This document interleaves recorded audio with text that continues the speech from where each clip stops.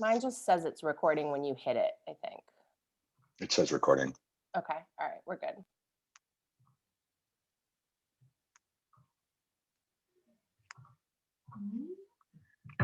Masha, is there, you're going to open with the introduction, is that right?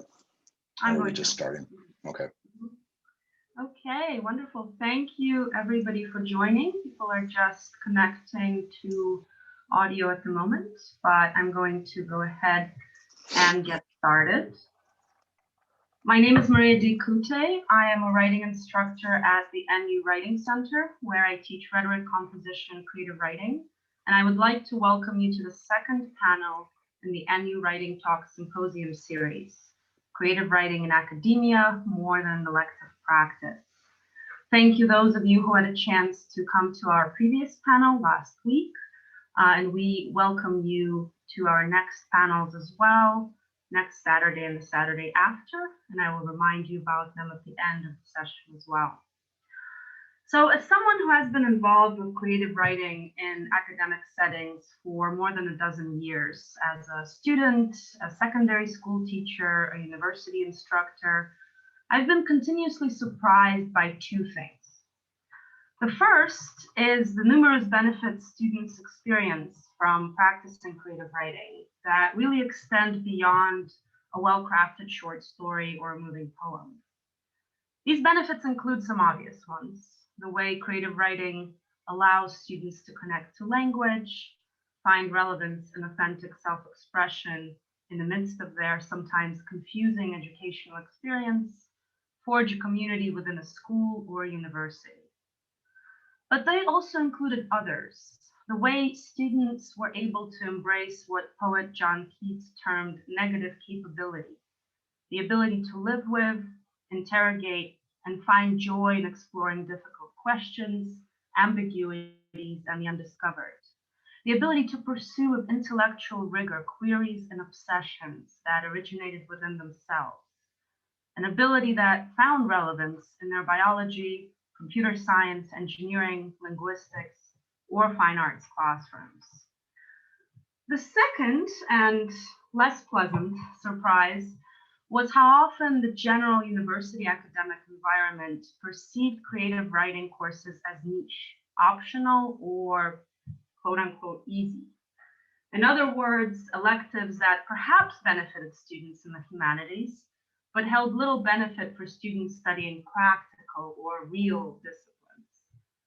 Thankfully, while creative writing is still sometimes seen by academia as niche, it's more and more often recognized as essential in the greater scientific and technological communities, as a way to encourage creative thinking, communication of ideas to the greater public, deeper engagement with innovative breakthroughs and dilemmas, and also as a way to encourage scientists, engineers, doctors, et cetera, to consider ethical, humanistic, and cross-disciplinary effects of their work.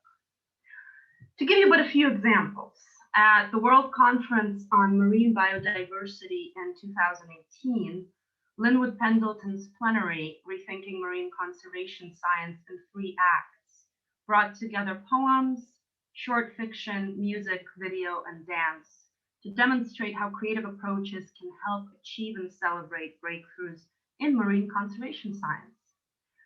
Google's Art and Culture Lab brings together cutting-edge AI research to create projects like recent poem portraits, while scientists like Amanda Niehaus and programmers and mathematicians like Greg Egan and Charles Strauss are also award-winning fiction writers who explore the human and emotional dimension of their work in their novels.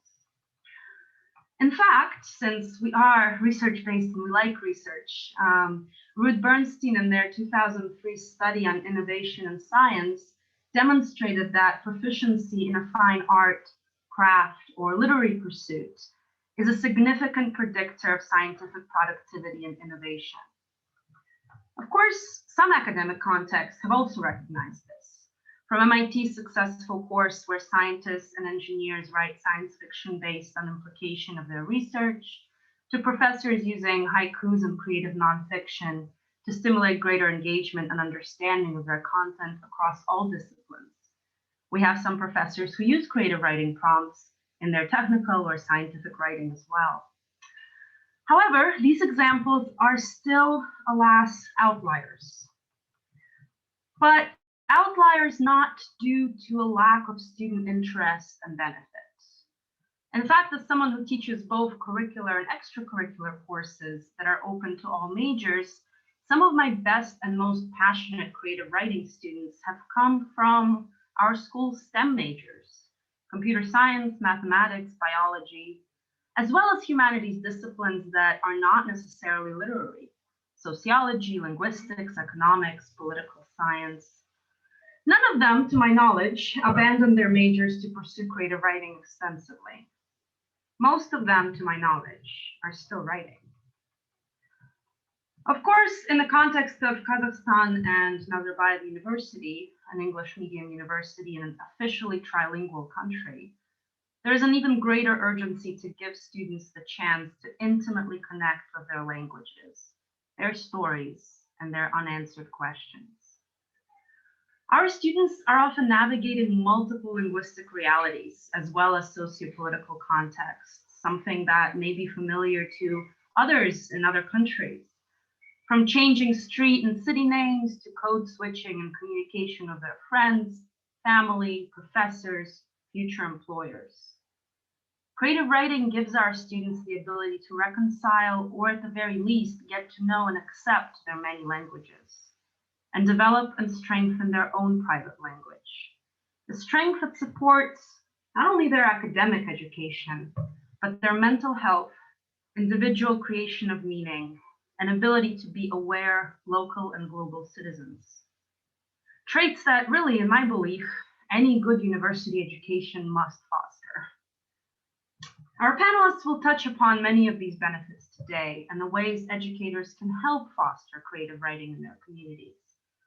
I'm going to now hand it over to them since I've talked long enough, and I am very much interested in what they have to say.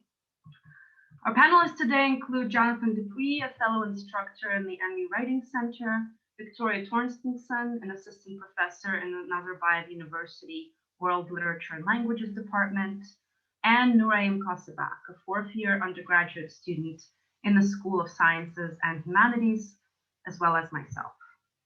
Now, before I hand it over to them, a little bit of logistics. Thank you and welcome those of you who joined after I began my little spiel. Our panelists will each speak for 15 minutes, after which an open Q&A session will follow. If you have questions for the panelists, please post them in the chat as they occur.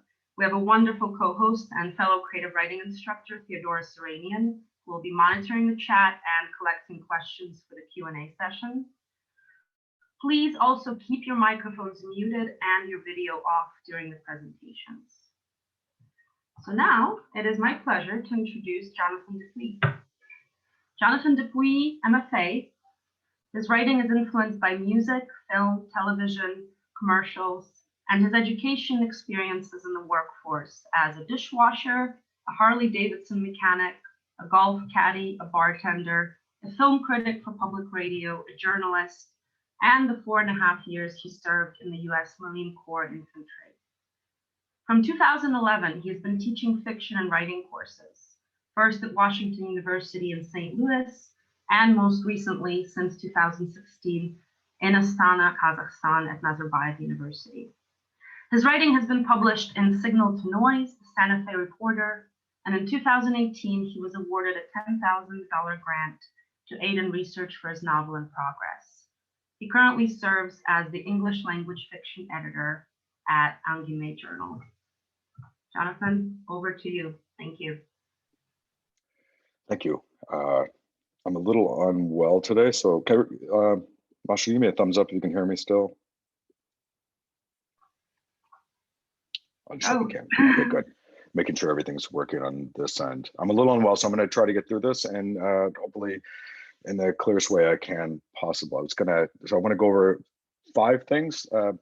Some of it Masha covered, so it's good. I was going to briefly discuss who I am and why I'm speaking. The history of creative writing in the university, why creative writing in the university, why creative writing is crucial at NU, and what are my experiences at NU with creative writing. As Masha said, I began teaching creative writing over 10 years ago, and I moved to NU.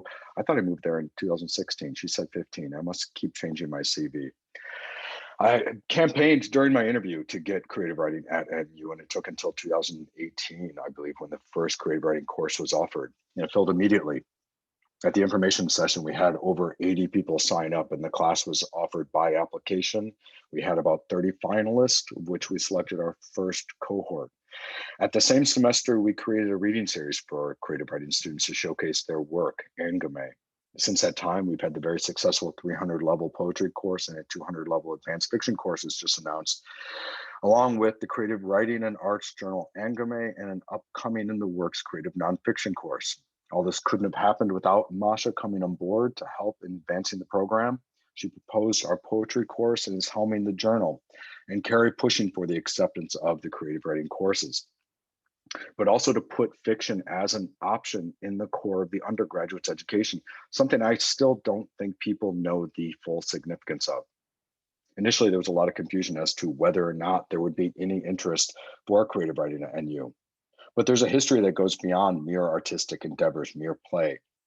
What is a history? Briefly, the first creative writing course started at the University of Iowa in the United States, verse making. It was offered in the spring of 1897.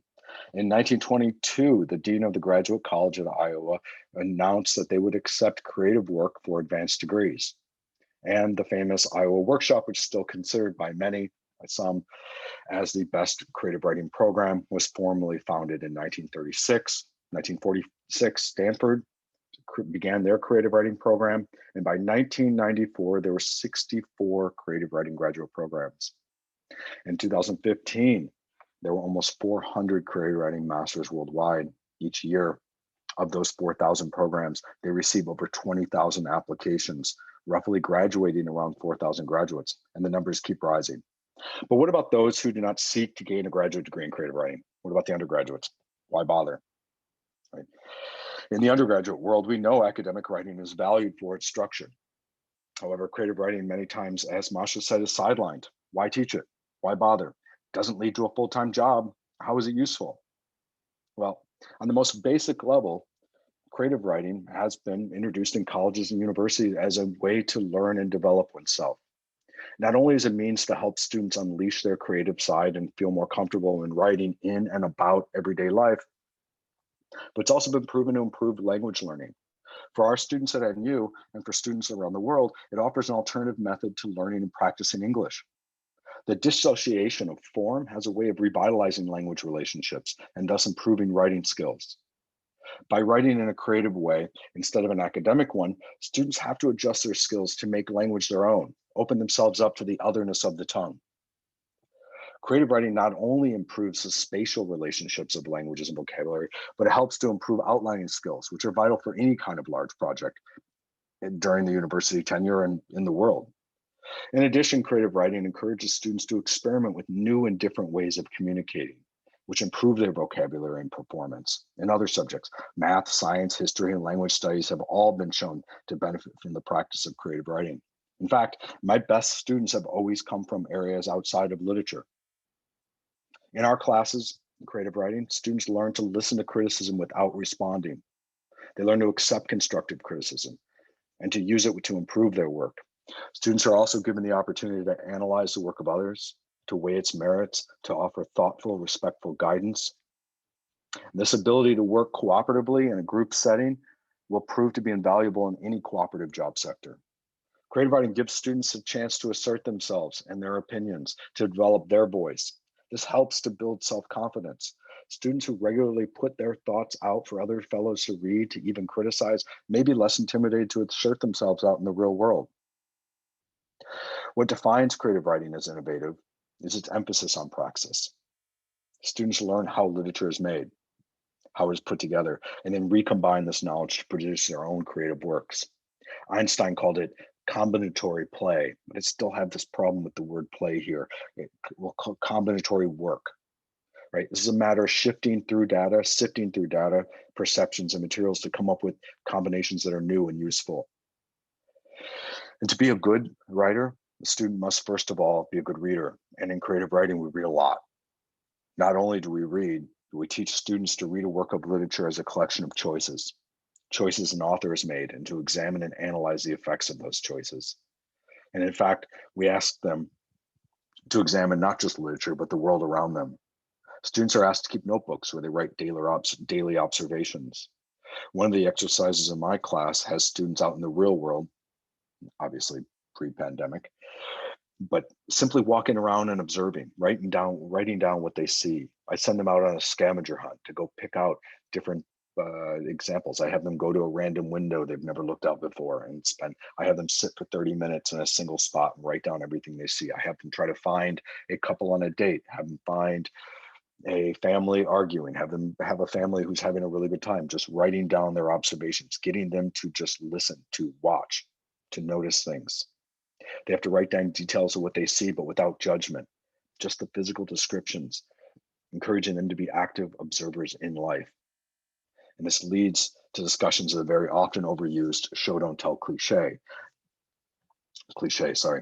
But what we want to teach students is how to evoke, how to juxtapose, how to create a scene where two or more physical elements can create a synthesis, something new emerging out of the ordinary. And the same method is used in what Habermas called the public sphere, which comes from Hegel's idea that through a thesis and antithesis, through two opposing ideas, we can move toward a synthesis. Creative writing helps students further develop problem-solving skills. Creative writing is an exercise in solving problems, either for the characters that they work with within their stories or for the students themselves. Characters within stories need to be navigated through a series of difficulties. Many of these obstacles mirror real-life situations and give students an opportunity to position themselves in relationship to obstacles before they may face them. As students learn to clarify their thoughts and emotions more efficiently and accurately through creative writing, they will learn to communicate more effectively. It's a skill that's exceedingly important in all areas of life. Practicing creative writing is a lot more than just improving their grammar, spelling, and vocabulary. It allows them to develop their own unique voice and share their perspective without limitations, expressing how they feel about the worlds inside and outside their head. As Gore Vidal said, and I'm paraphrasing, to be interested in novels and by extension, creative writing, you have to be interested in how others think and live.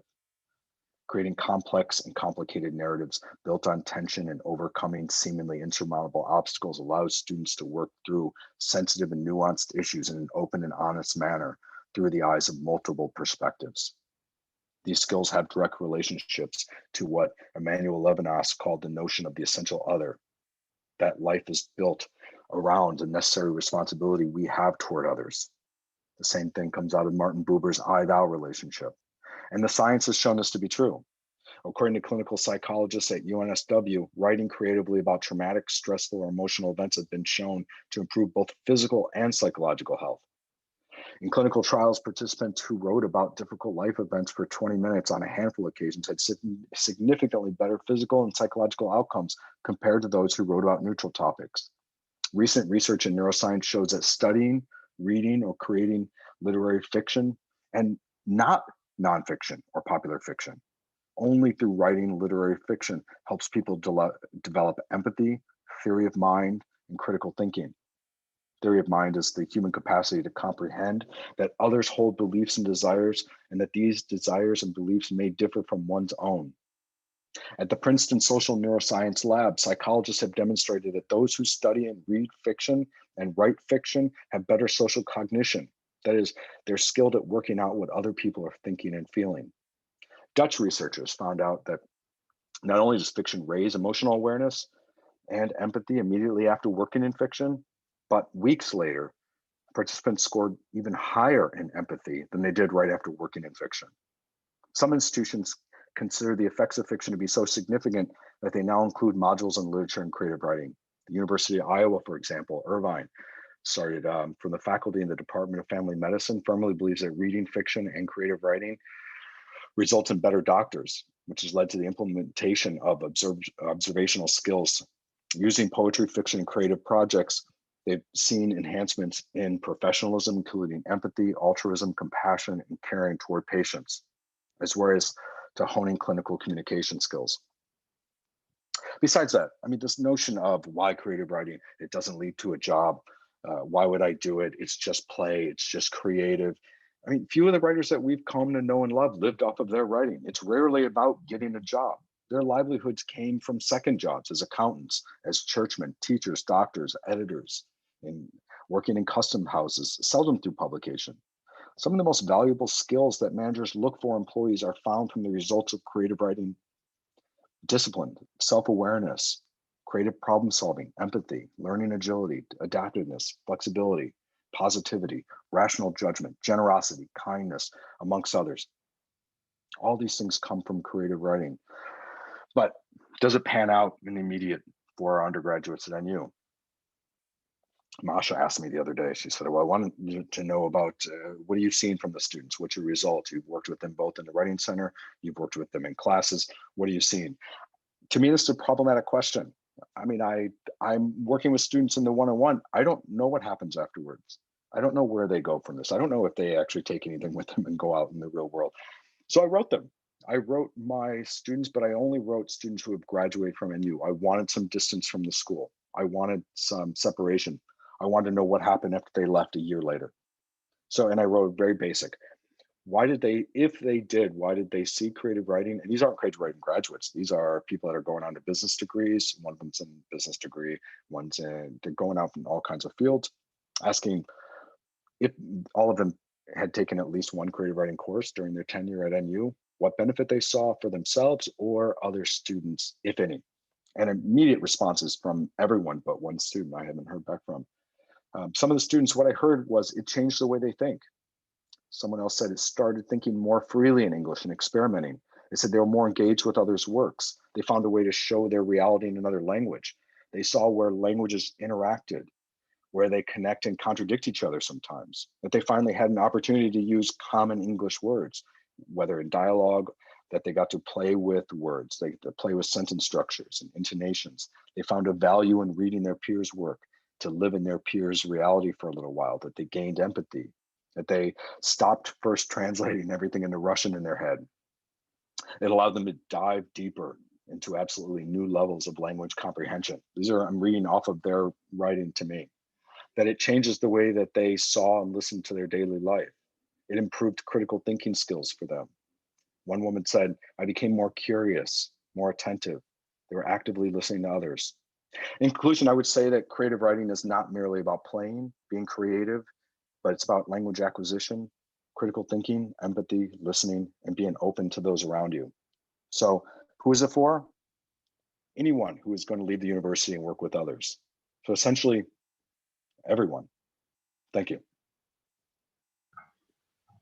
Thank you so much, Jonathan. This was great. And I'm very glad that you had a chance to get some feedback from the students. Actually, later in the panel, we will hear from a current student, so a fourth-year student, Naraim, who has taken a couple of creative writing classes, and it will be good to get this perspective in as well. So now I would like for us to move to Professor Victoria Thompsonson, who holds a PhD in Slavic languages and literature from the University of Wisconsin-Madison. She is an assistant professor of Russian literature at the Department of Languages, Linguistics, and Literatures at Nazarbayev University. Before coming to NU, Dr. Thompsonson taught courses on Russian language, literature, and culture at Middlebury College, the University of Pennsylvania, Yale University, and the University of Wisconsin-Madison. Her research interests include 19th century Russian classical literature, Russian and European realism, science and literature, Russian and Soviet intellectual and cultural history, theory and practice of translation, the methodology of teaching Russian, and contemporary Kazakhstani Russophone literature. At NU, she teaches courses on Russian and world literature, translation, and research methods in the humanities. Thank you and welcome. I will now pass the baton on to you. Thank you, Masha. My talk today is going to be a little bit different from what Jonathan and Maria spoke about.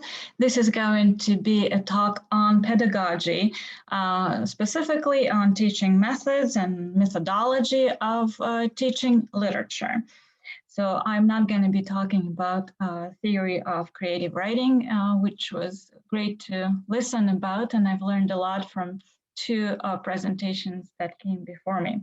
So in my talk today, I will take a very practice-oriented approach. So I will talk about various activities, exercises that I've used that incorporated creative writing, about principles of their constructions, rationales for including in my courses, and generally how they fit with my larger teaching goals and learning objectives for various courses. So that's going to be the focus of the talk.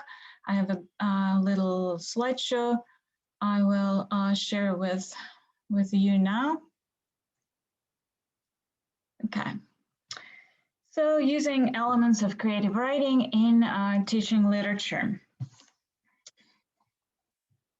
So first, some preliminary remarks. I guess maybe even before I start, I'll take note of the time so that I'll try to fit within my time allotment. So some general introductions to what I'm going to talk about. So the department where I work is the Department of Languages, Linguistics, and Literatures. And we have a departmental tradition that started from the very beginning when the university just opened and we started working. The tradition of making creative writing a part of our education and literature that we provide. So we've had from early on, from just when we opened, courses on theater and playwriting. And so students have been taking those courses, and we've been also giving them options to include creative writing in their senior projects. So creative writing capstone projects been around from early on, and they continue to be an attractive option for students. And now this is possible because of the availability of creative writing courses that are offered by Jonathan, Masha, and their colleagues in the writing program. So we now also have a colleague that we recently hired who is a creative writer. So this part of our departments engaging with creative writing is only growing. We have many projects that we're working together with creative writers and creative writing teachers in the writing program. So why I include why we look into creative writing when we teach literature. So of course, the general idea is that we believe that creative approaches to writing, to the study of literature, expand our approach to teaching literature. So we include creative writing together with other creative approaches to the study of literature. So I'll speak about two rationales that I have in particular. So first, why study literature? So there are some real-life contexts outside university courses where the knowledge and the skills that students acquire can be used. So, and that goes for skills in creative writing. So if together with teaching literature, we teach them a little bit about creative writing, they can possibly look at careers in theater, film, journalism, or creative writing. Our department cannot prepare students for these fields, but at least we can introduce students to them and give them a taste of those fields. Second rationale, I believe that creative assignments, including creative writing assignments, they require a deeper hands-on engagement with the material that I teach. And they require that engagement to happen on a slightly different level. And therefore, they can serve as an excellent test of the true understanding of the material and how they help develop a more intimate connection with the material and therefore good memory, help students remember what they study better. Such an engagement also helps to open new layers of meaning, which they might not necessarily get to just by reading or by listening to the professor. So there are several types of creative assignments that I use. And I'll speak just about some of them, in particular those or some of those that require that use creative writing. So I include creative writing assignments or options within regular writing assignments. So there'll be a regular assignment that has within it several options, including a creative writing option. So students are assigned to do creative projects, various creative projects for a portion of their grade. So some of them are video projects. That seems to be very popular with students. Also, just viewing certain assignments in a more creative light actually makes them look like almost creative assignments. For example, the translation assignments that I use are not based on translation exercises from a book where you just translate random texts or random sentences, but students are asked to choose their own project. So they it's a project-based course when I teach translation. So students choose what they actually want to translate, and that makes it a more creative approach than just translating sentences, let's say, from exercises. Also, while working at ANU, I worked to develop contacts with creative writing community in Kazakhstan, local writers, poets, and so on. So we've had various poetry recitals, lectures, meetings, interviews, and so on. So bringing that part of life or showing students that there is that in Kazakhstan, there are people who write, there are people who engage with life creatively, helps them to develop their own creativity. And kind of helps me explain, the need for creative writing assignments on there in my courses. So now I want to talk about, I want to give you some examples of creative writing assignments. And I'll start actually with something that's not a creative writing assignment to show how creative writing fits naturally with what I otherwise do as well. So here, for example, are some writing prompts for short reading response papers that I do with students all the time. These are for a novel by Alexander Herzen called Who is to Blame? So this is a novel that's not taught very often. It's not part of the school program on literature, school curriculum. And Alexander Herzen is a philosopher, essayist. So you would think, oh, that's a boring book. It was a part of this kind of, socialist agenda that had been celebrated in the Soviet Union. What it is that can make it interesting? How can we study it?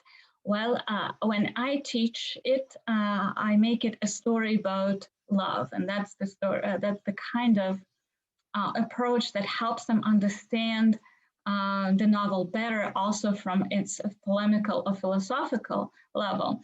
So these are some examples of prompts. They're not creative writing prompts, but I'll just read some of them. The last one, Krutsifirsky, Krupov, and of course Lyubinka, so these are the characters of the novel, all confess at some point that they are in love with Beltov. Beltov is the protagonist of the novel and belongs to the type of this of superfluous man in Russian literature. He's a bit of a kind of romantic, mysterious character, but also lost and generally tragic. So his mom adores him, his tutor does too. What is it in Beltov that is worth loving? Why do people fall for him? So this is not, as you see, a traditional thing that you would see in a school essay. So when I write those prompts for analysis of literature, I try to turn them around in a more interesting way that helps students to engage with literature on a personal level, on a different level, maybe a little bit creatively, right? So this is my general principle of how I write assignments. So I don't do standard questions, also because they can easily find answers to them on the internet. And I just want to do things a bit differently. So, and here is an example of an assignment. So again, this is an assignment that is a short reading response paper. The way I structure those assignments, this is a weekly sort of little paper that is just 200 words in length, but I don't give students one question. I give them options, right? So they can choose any option that they want for writing that 200-word response paper. So this is an example of a complete list of prompts for Karolina Pavlova's novel with verse called The Double Life. So you can see that most of these questions are about literary analysis, right? Something that I'm interested in teaching them and testing their understanding. So, for example, some of these questions have to do with the themes, motives, character analysis, or the literary style. So for example, question number 8, analyze the double life as a society tale. How does Pavlova use or transform this genre? So when I teach this work, I want to talk about the genre of the society tale in Russian literature, how it developed, and how this particular work fits with it or disrupts it. So there are general teaching tasks that I have, and I want to make sure to test everything that I want them to know. But among those regular options, literature analysis options, there is also one prompt, which is a creative writing prompt. So this is number 7. So I'll just, I'm not sure how well known this particular work is. So Karolina Pavlova is a woman writer, one of the very few writing in the Romantic age, which is the first third of the 19th century. So it's very unusual in Russian literature to be a woman writer. So her book, The Double Life, is a mixture of prose, where she uses the genre of the society tale, and poetry, and her poetry is an example of romantic poetry, very good poetry. And of course, she's, as a woman, she's struggling with being a writer and with being accepted in this male-dominated world. So the same thing happens with the title character. The young girl Cecilia, who has talent for literature but gets married off and then has to abandon her search for fulfillment and creativity for regular options available for women at that time, which is just family and social life in high society. So this is the prompt. Imagine that Cecilia did become a poet. Write a poem that she could have written. Hint. Use the poems in the story for inspiration. You can also use Tuchev's poetry as an inspiration. Tuchev and Pavlova's poetic styles have distinctive similarities explained by their common origin in German metaphysics and German romantic poetry. So on the one hand, this is just a creative writing task. So write a poem. How fun could it be? You read a novel, and then you use this kind of your experience and your impressions to write a poem, right? But I don't want it to be just a kind of a just that. I want this poem to show me that the students understand, first of all, the genre in which those poems are constructed, so they can work with romantic tropes and romantic conventions. They can understand, I want students to show me that they understand Cecilia's dilemmas, so they can interpret the novel well, and that they can also trace similarities in style between Pavlova and Tuchev, who is also, of course, the most known poet of that era.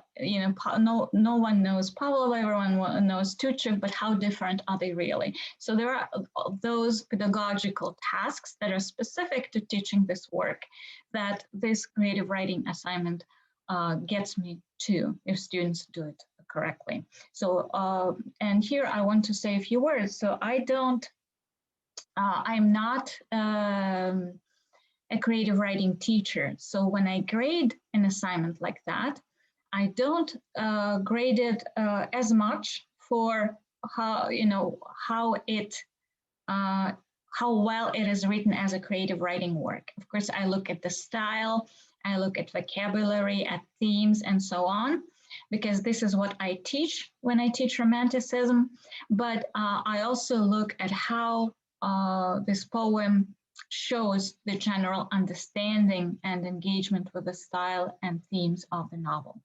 Okay, so, and I'll just show you some other examples of creative writing prompts that are similarly incorporated into regular writing assignments as just one of 5 or 10 or 6 choices. So these are all short 200-word pages, 200-word papers. So, for example, Lermontov, A Hero of Our Time, everyone knows this novel. So an example of a prompt. Do you like the order in which Lermontov presented the story of A Hero of Our Time, which is a collection of novellas, not chronologically organized? If you were to make a film version of the book, would you present these stories in the same order? Explain your choice and prove that it is the best. So this is kind of like writing a screenplay. But of course, I'm not going to be a Hollywood producer judging this script by how well it is written and how well it works as a script. I am going to be looking at how the students understand the novel, its principles of composition, and whether what they suggest actually makes sense in terms of the overall structure of the work and the development of its themes, motives, and characters.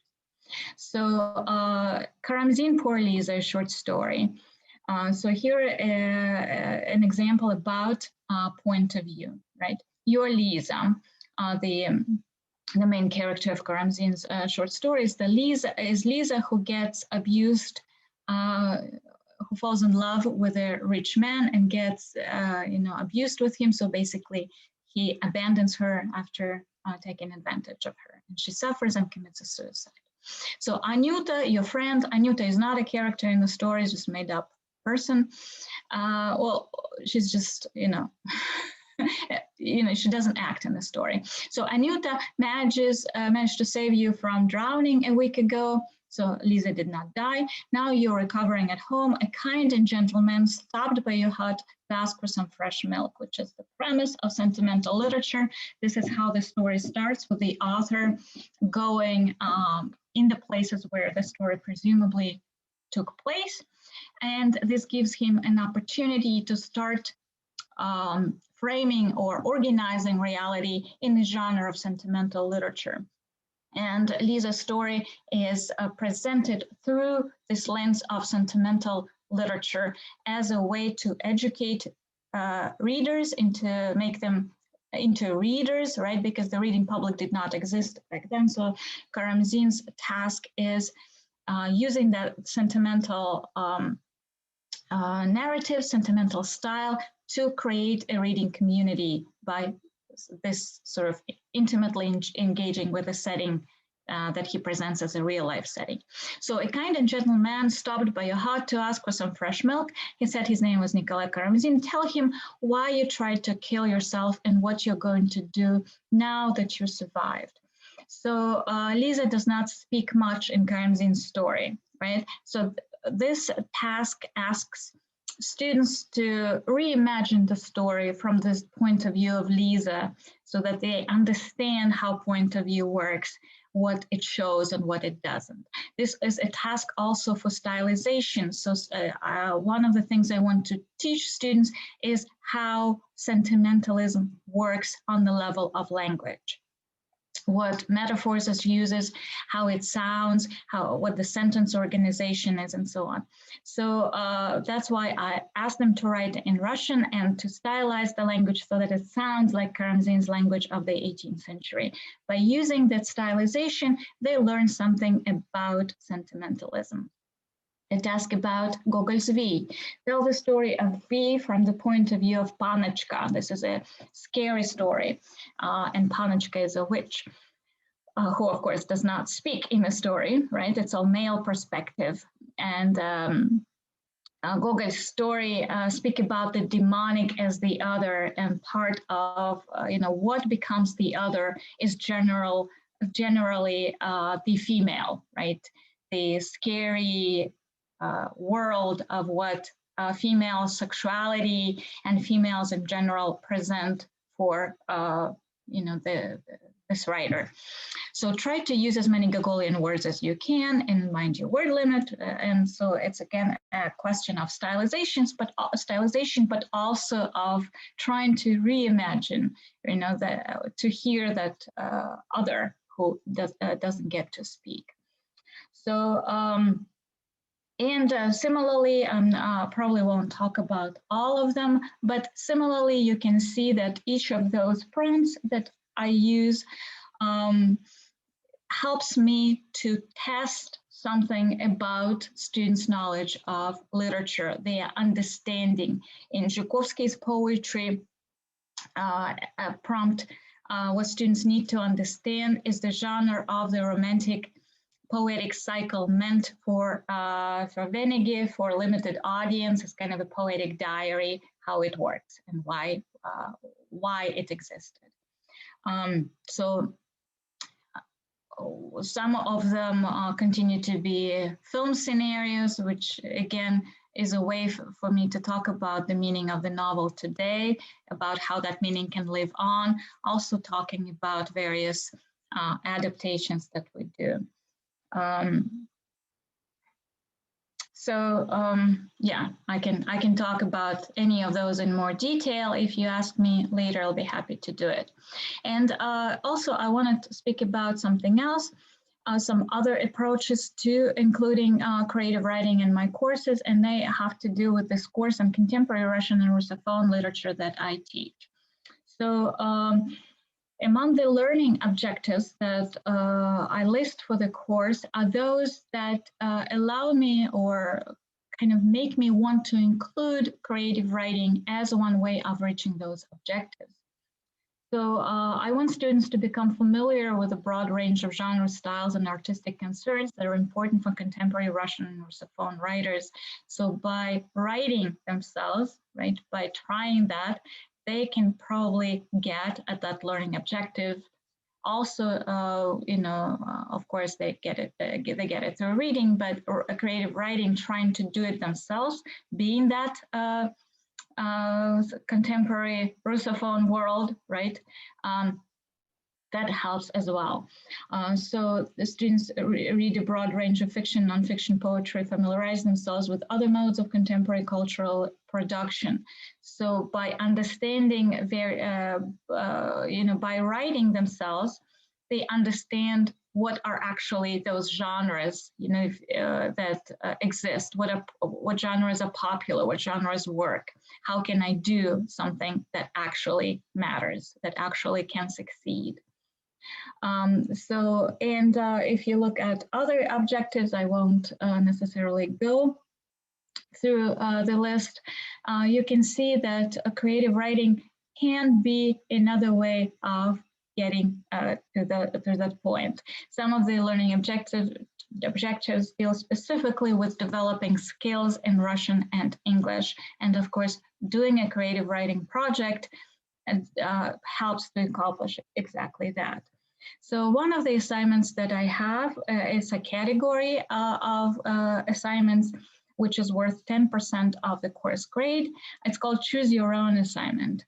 So I ask students to decide how they're going to earn that 10% of the grade, whether they want to do a creative assignment, creative writing assignment, help with special events organization, or do a research assistant. So because this is not a course in creative writing, I am not, of course, making all students do creative writing, because not all of them want to, not all of them can, but giving it as one of the options, I allow those students who do want to try it, do it. So, here are some examples that come back in this category. So I've had sketches, fiction, nonfiction. I've had short stories. I've had poetry submitted, and when I grade that, the criteria, again, not so much, I don't do it so much as a creative writing person. I do it as the teacher of contemporary Russian and Russophone literature. So the students are asked to explain the genre in which they're working, how it fits in within the literary process of today. They also are asked specifically, and they're being graded on, how they are incorporating an important social, political, literary question that becomes a subject for dispute, subject, a hot sort of topic in contemporary literature. So how they inscribe themselves into the process, into the creative process that exists in contemporary literature. So they also do, and this is another example that borders on creative writing, they do film and book reviews. Of course, this is how we engage with contemporary literature as intellectuals, as people who study literature. So what do? We write reviews, right? And this is one way in which I bring the study of literature closer to the real world in which they live, right? So that they can actually not just do it for a grade, it's not a final paper, right, that they write and forget about, but this is also a skill that they can develop and then they can use in real life. If they feel like they want to write a review and get it published, they can do it. So actually, speaking about creative writing journal here at the Angiomae, a couple of essays that are coming up later in May, a couple of book reviews that are coming later in May will be written by students who took this course and who practiced writing book reviews for me. So now they're writing for a new literary journal. So, and this is the end of my presentation. I'll be looking forward to questions. Wonderful. Victoria, thank you so much. And thank you so much for providing very practical resources. This is just a reminder to everybody, we will have those resources available. Some of them are already up on our Writing Center website, and we will be adding more. So it is my pleasure now to introduce Nuraim Kosabak, who I've had the pleasure of working with for over 3 years now as a student, as a translator for Angiomae. And Nuraim is a senior student at Nazarbayev University, majoring in world languages, literature, and culture. In addition to studying literature at the university, she started her own creative journey as a writer and as a poet after taking creative writing courses, namely fiction writing class and poetry seminar. She has also worked as a student contributor to Angiomae Journal and translated poetry from English to Kazakh for Angiomae.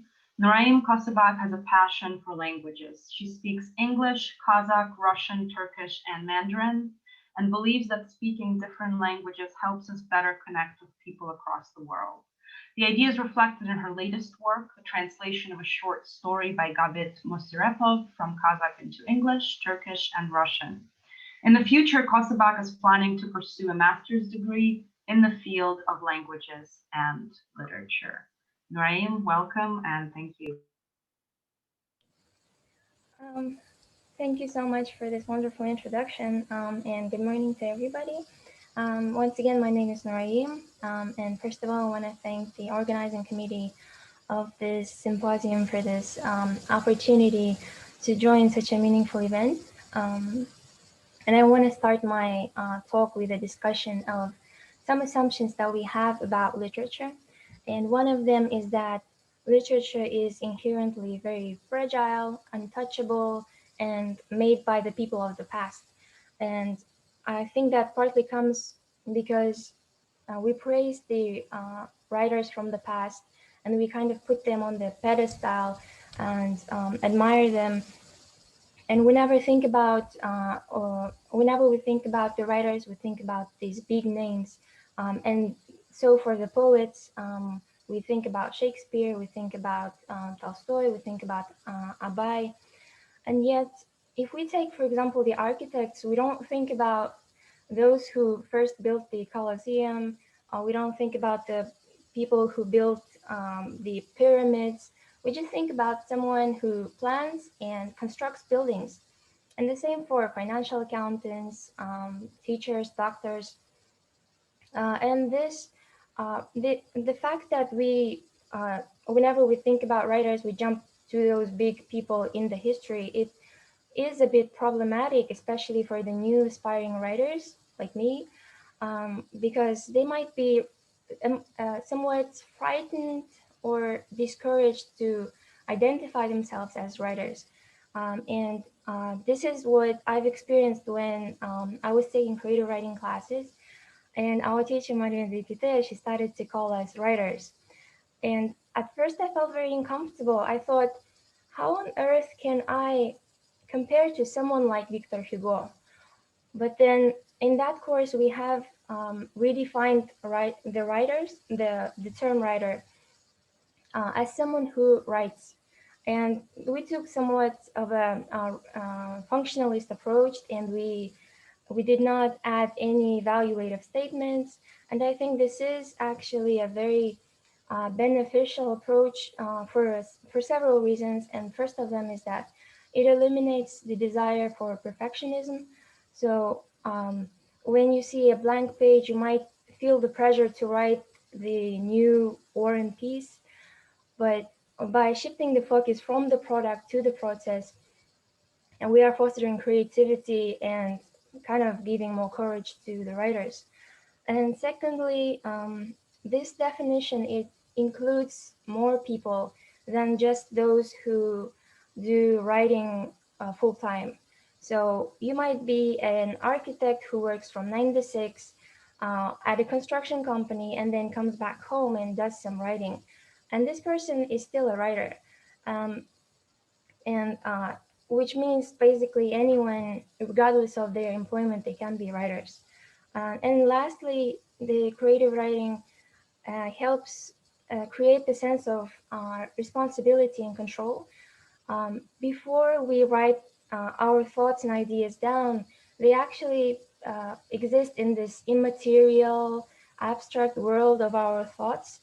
And then the act of writing, it actually materializes our thoughts. The things that didn't exist before, they come into existence and become a part of reality. And this is how we change and shape our own reality.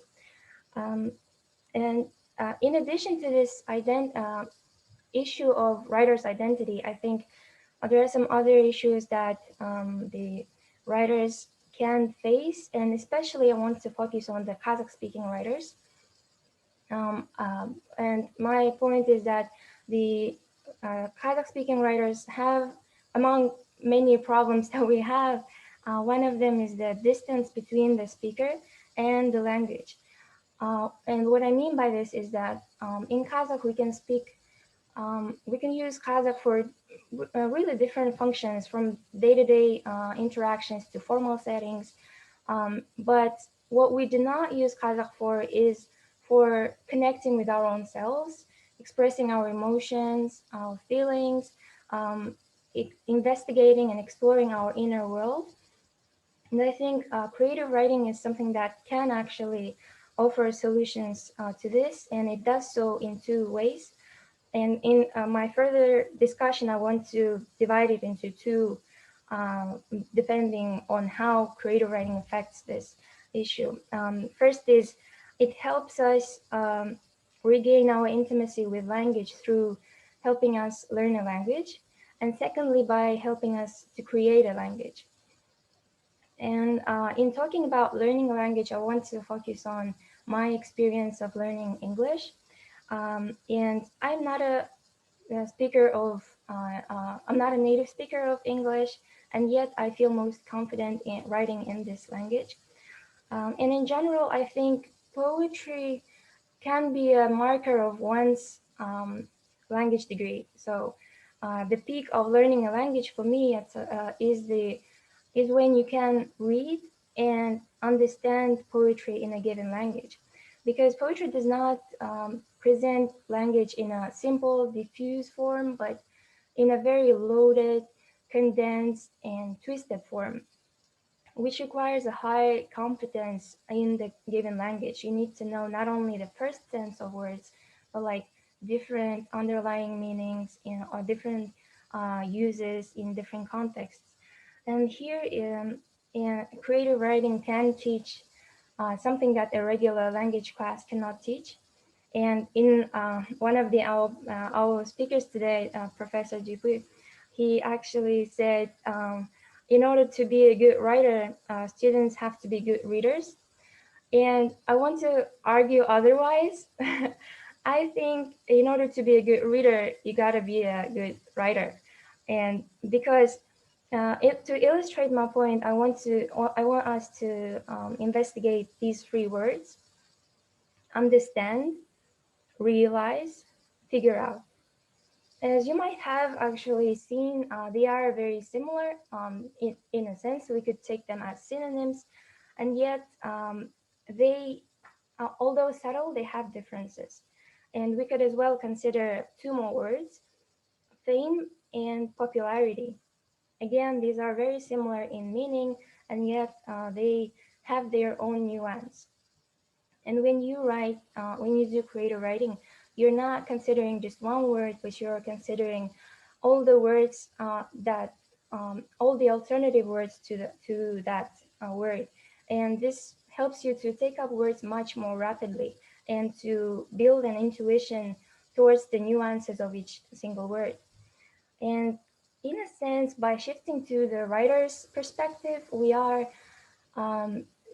getting more intimate with the language, and it's like you're no longer an outside spectator or a passive observer of a language, but an insider. And we could see language as a river, to take a metaphor. Someone who does not write can be equated to someone who stands on the bank and just observes the river flow. Whereas the one who writes is the person who is standing right in the middle of that river. And actually, creative writing also gives us this power to change the flow of that river, the direction of it. And this brings me to the next point of mine, that creative writing helps us create a language. And what I have noticed about English is that there is a constant flux of new words in English in response to the changes that we experience in our life, which I cannot say about Kazakh. Kazakh is definitely very rich for words, and yet it fails to adapt to the current realia that we live in. And I think this partly comes from the idea that language is necessarily prescriptive. And again, very much like literature, it is fragile and we should handle it properly. And there is a lot of debate, not only in Kazakh language, but other languages, about what is the proper way of speaking, what is the proper use of words. And creative writing is something that actually encourages to do us quite the opposite of that. So it encourages us to experiment with the language and break its rules, and sometimes even rely on the improper uses of the language and even the impossible uses of the language create some new words, and in a sense to stretch the boundaries of the language that we speak. And this this way, creative writing actually makes us think creatively about the language itself. And we're not, oh, excuse me. When you do creative writing, it's never just about writing a particular story or a poem. It's actually about contemplating on the language as a whole. And by doing so, creative writing allows us to create a new form of language and to control it and to own our own language. And this answers the questions that we deal with in linguistics as to who creates languages, who controls it, who changes it, who creates words, who decides whether a thing is a word or not a word. And as we often think in linguistics, language is not a possession of one person or an institution, but a shared commodity, which means that whenever we use a language, we have a power and the capability to affect it in the way nobody has done before. And what I think about it is that creative writing allows us to be mindful and conscious about this power that we hold and the responsibility that we hold in front of the languages that we speak. So I guess that's it. Thank you so much.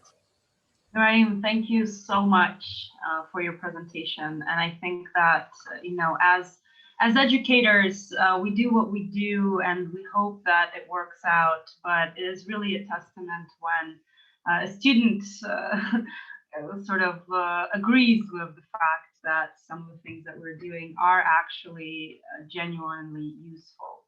So I wanted to quickly cap off our panel with a little presentation of my own. I will not speak as long as the other presenters because I already spoke in the beginning, but I'll briefly introduce myself, even though it's sort of awkward. As I said before, my name is Maria De Cute. I received my MFA from the University of Massachusetts, Boston in poetry. Before coming to Nazarbayev University, I taught high school English, theater, and creative writing for 9th, 10th, 11th, and 12th graders on the Navajo Nation in the US. My poetry essays and short fiction have been published fairly widely, most recently in Palutana, Dactyl, Seventh Wave Journal, and Pank magazine. I am a bilingual writer. I write in English and Russian. I'm also the founder of the Open Literary School at NU in partnership with the Open Literary School in Almaty, and serve as the chief editor of the trilingual literary journal Angiomae, also at NU. And I will actually be talking about both of those initiatives. So my talk will be very practical and short, I hope. And I wanted to address this idea that sometimes it is not fully pragmatic or practical to immediately incorporate full creative writing courses or creative writing assignments into an undergraduate program. And this may have to do with institutional issues. This may have to do with simply the way that students' programs are set up. For instance, at our university, while we offer a number of undergraduate creative writing courses, our graduate students are, for the most part, unable to take those courses. We've had some students who audited them. However, there is no graduate level creative writing course at this moment. For some other students, their study tracks within their majors are quite prescriptive. So very often, if they are creative writers, they will be able to take the core class. And as my colleague Jonathan said, it's a very big deal that creative writing is a core subject at our university. This is by and far a rarity, right? But beyond that, they may not have room in their schedule for electives if they want to continue taking courses, if they want to continue writing. However, that does not mean that there is no room for creative writing in such scenarios. And for you as educators or those interested in education, that doesn't mean that that's it. There can be no creative writing at your university. So the two literary initiatives that were started with the help of my colleagues, who are actually all involved with both of them in some way, shape, or form at NU, really focus on the extracurricular approach. So the idea that you can offer creative writing outside of the curriculum and the unique benefits that those extracurricular programs can offer. So the first one is the Open Literary School at NU. This was founded in part thanks to Victoria Thompsonson, who, when I arrived to Nazarbayev University, introduced me to the Open Literary School in Almaty. Some of you who are local may be familiar with it. It is the only independent creative writing school in Kazakhstan. It's been around for about 10 years and is the sort of inheritor of the literary fame of the center Musaget, which was very, very active in the Almaty literary scene. And they had a chance to, sort of the director of the center at that time, Mikhail Zimskov, had a chance to come to NU, do a creative writing workshop, give a talk as part of the Kazakhstani author series that Victoria Thompsonson was organizing. And when I met with him, we came up with this idea that it would be fantastic to have something like this in then Astana, now Nur Sultan, and to have this ability to give students additional seminars, lectures, courses, and readings.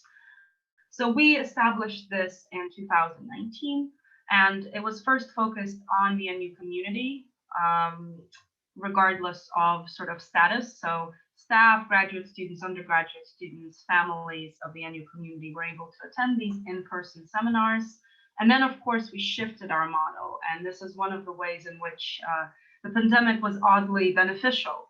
We shifted fully to virtual last fall, and we're able to then attract a lot more attendees from outside, including people who studied in Olsha and Almaty, people from other cities, and so on and so forth.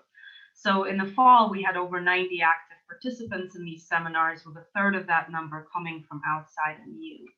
And these seminars range the gamut. So we have instructors who offered 6-week short creative writing courses. And in your participant resources, I gave you a sample quick lesson plan of what that course might look like for a multi-genre introductory creative writing course. So you will see there are prompts, there are assignments, there's sort of a little bit of homework, and the general structure.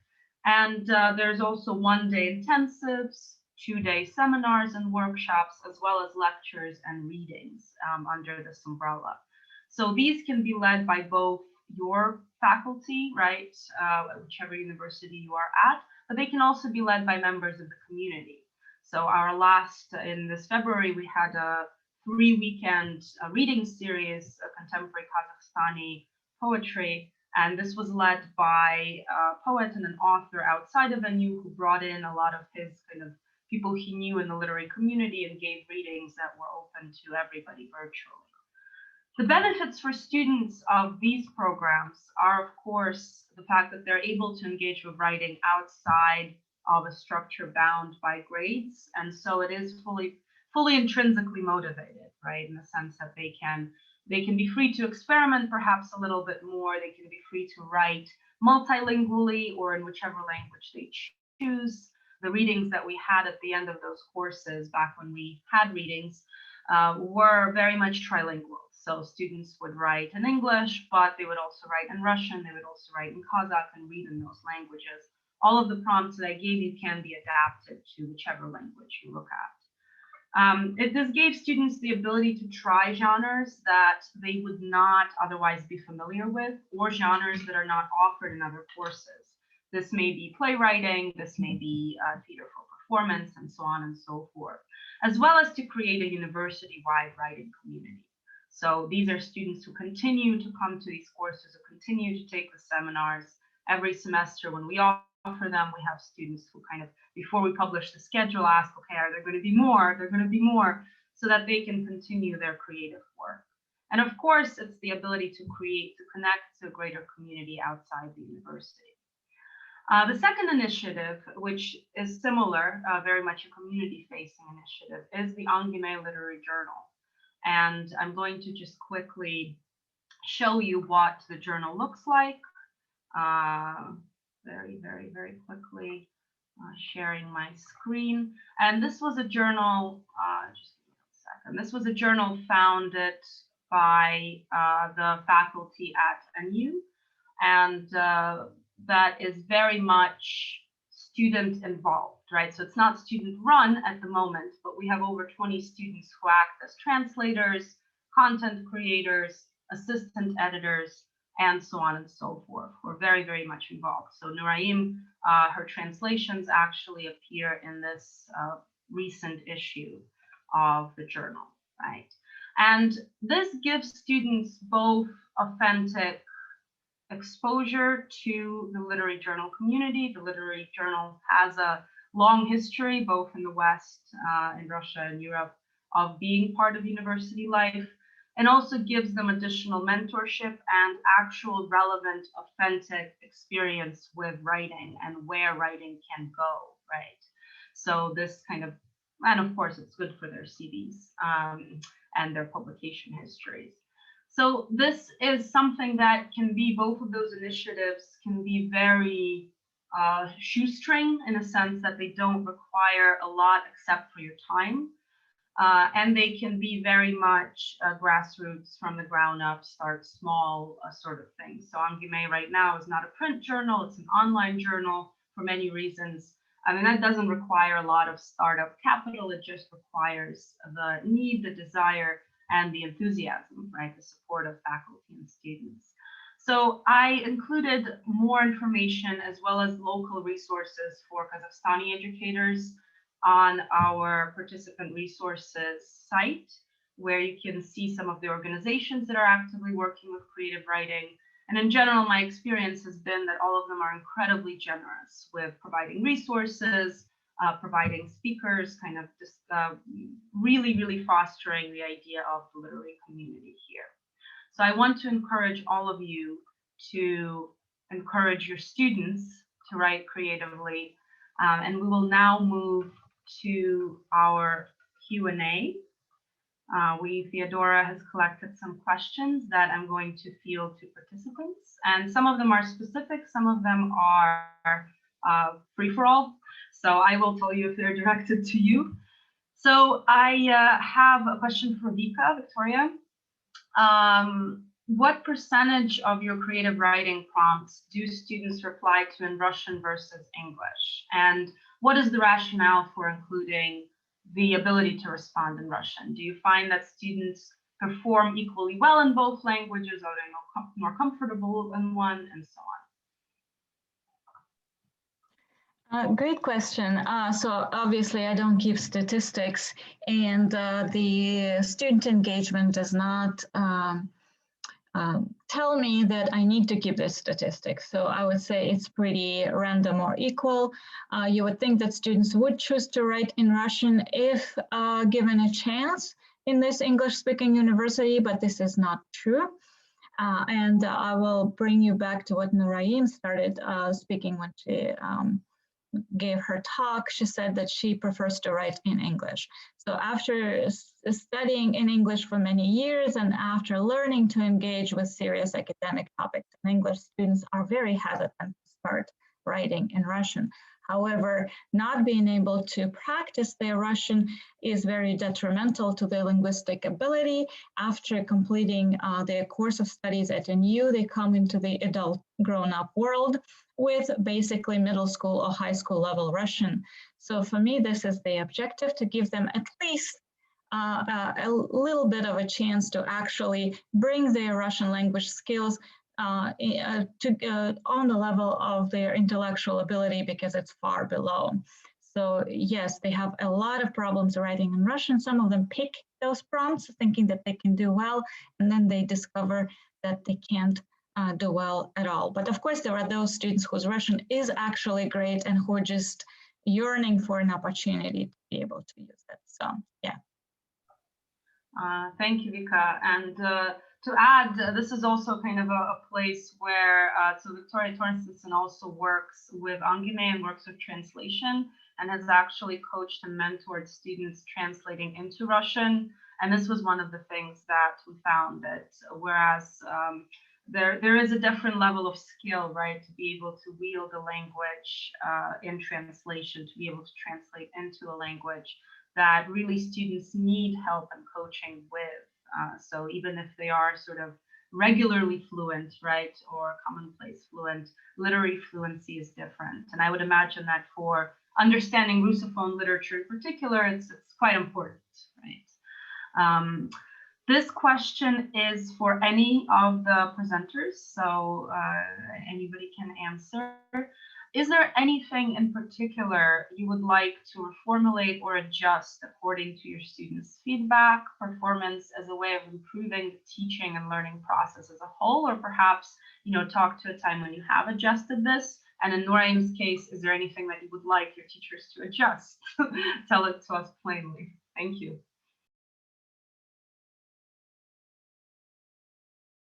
Oh, I can briefly say, of course, and every time I teach a course a second time, I change things around. So yeah, there's change going all the time for me.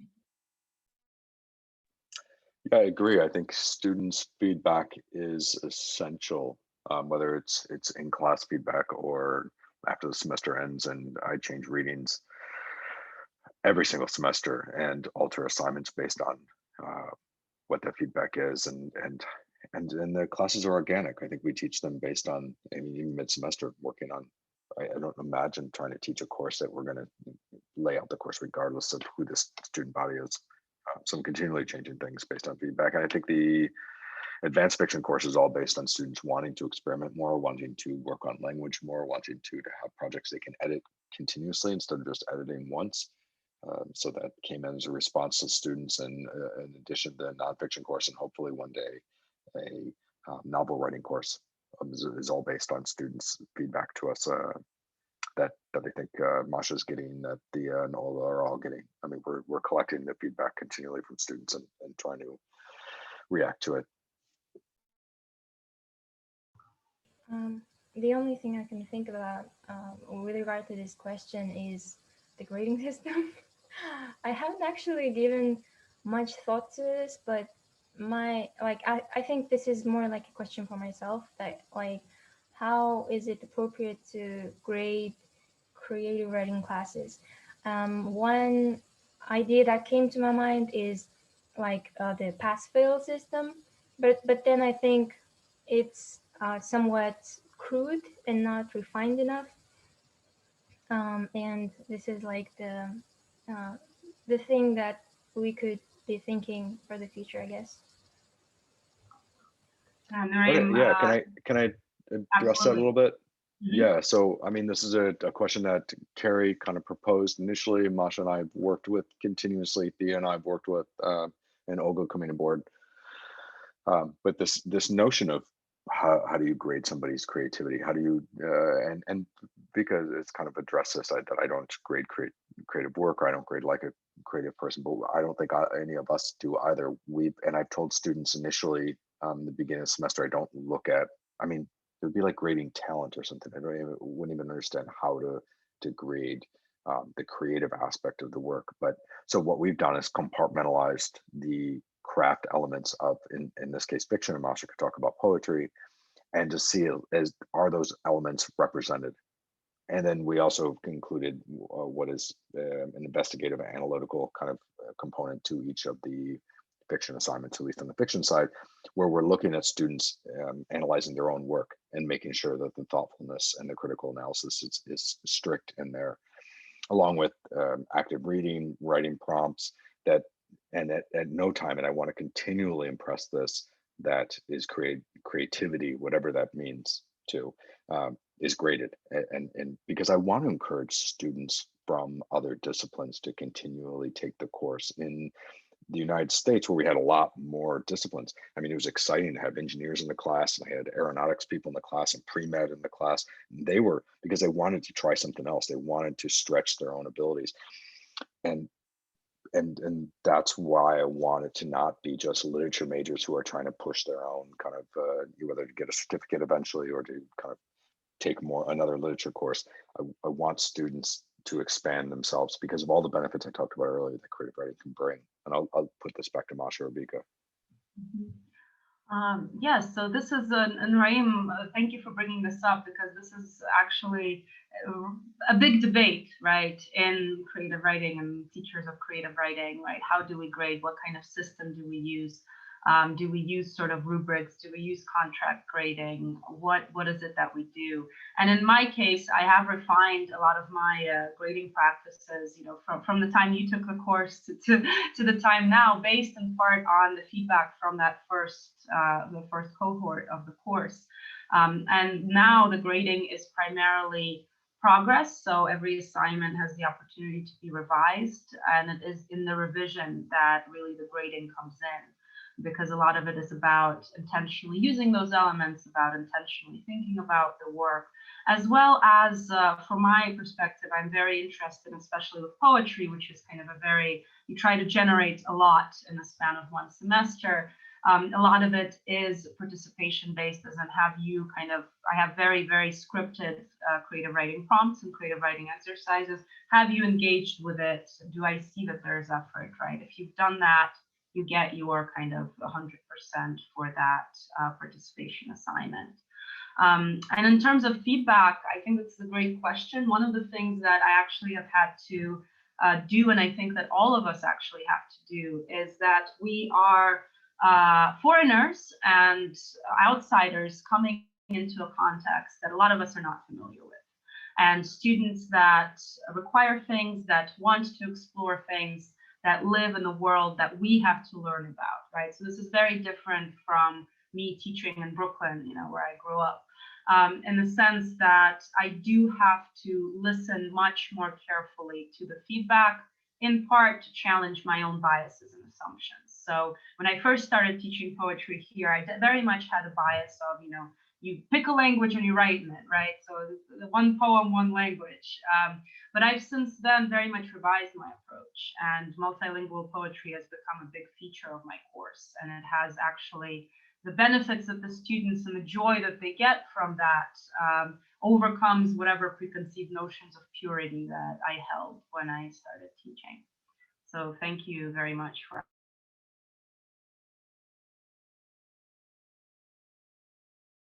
Do you want me to answer? Should we move to a different question? So we do have one last question, and I just want, since we are kind of short on time, I just want to make sure that we hit on all of them. And so this is for Vika again, so you get to talk. Do you think creative writing exercises are as beneficial in your courses as academic exercises or essays? So it does seem that the creative exercises help students critically comprehend the readings and the cultural historical contexts, but do the creative writing exercises also complement or inform their academic writing as well? I guess they do. It's a bit hard for me to answer that because I haven't thought about it specifically, and because creative writing assignments are optional, students choose them or they don't choose them. So it's not kind of a situation where you can see how everyone is affected. But probably I can answer it by answering previous Noreem's question. So I understand creative writing assignments in much the same way as I understand others. So students are being graded on how well they understand the topics, how well they understand, they can analyze basically literature, also how well they can write. So there is no mystique to how I grade. The principles are the same. So the same percentage goes to content and to language. So they are being graded on how well they write academic writing. They're being graded on how well they write fictional writing from the point of view of structure, you know, grammar, vocabulary, and so on. So, and therefore, all equally, I think, contribute to the final outcome. So yes, I guess it's not really an answer, but maybe it helps. Thank you. So our time is at the end. I think that all of us can continue talking about this ad infinitum. You know, we sort of just scratched the surface. But thank you all of you for coming to the symposium. Thank you very much to the panelists as well as the other organizers of the symposium and our great co-host, Theodora.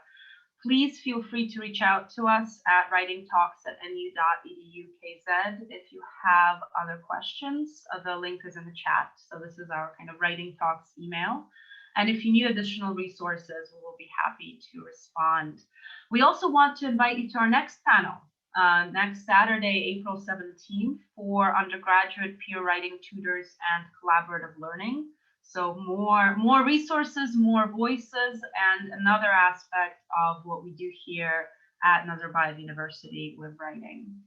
Thank you very much, and I hope you have a terrific weekend.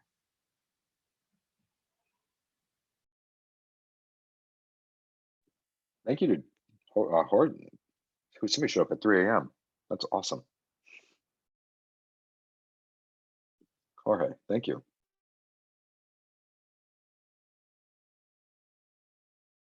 Bye, everybody. Thank you so much.